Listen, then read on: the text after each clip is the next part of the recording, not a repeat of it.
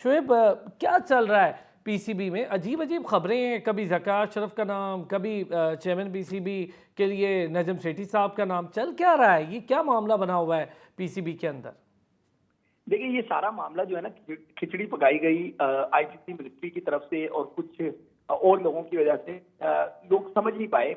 हर बंदा एक बात करता है कि पीडीएम का एक फार्मूला था कि जिसकी मिनिस्ट्री होगी वही बंदा अपॉइंट करेगा। बिल्कुल इतलात यही है कि ऐसा ही मुआहदा था। लेकिन मीनवाइल हमें यह समझने की जरूरत है कि पाकिस्तान क्रिकेट बोर्ड में, क्योंकि वो एक आजाद बॉडी अपने आप को कहती है, तो उसमें आईसीसी मिनिस्ट्री का किरदार नहीं है, क्योंकि उनके कॉन्स्टिट्यूशन में पैटर्न इन चीफ जो है वो प्राइम मिनिस्टर होता है। तो प्राइम मिनिस्टर की नॉमिनी जो है वो ही मैटर करती है। अब बीच में ये जो है वो एक चेजा छोड़ दिया गया कि प्राइम मिनिस्टर के बजाय एहसान मजारी यानी कि पीपल्स पार्टी जो वो देंगे, और जरदारी साहब ने ज़का शरफ को कहा है लिहाजा वो आएंगे।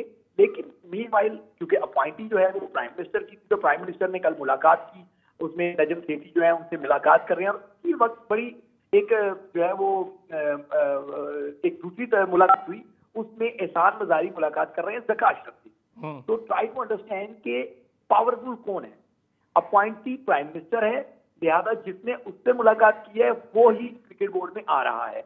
एहसान मजारी की जो मुलाकात है वो एक प्रेशर टैक्टिस है कि वो प्रेशर अपना बिल्ड कर रहे हैं कि हमारा जो नॉमिनी है वो ये है। उसका नॉमिनी मैटर ही नहीं करता। दो लोगों की नॉमिनी होनी है। जो मेरी इतलात है, एक होंगे नजम सेठी और एक होंगे मुख्तार अहमद।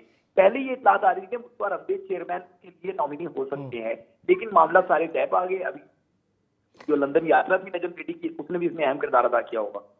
बिल्कुल ठीक है।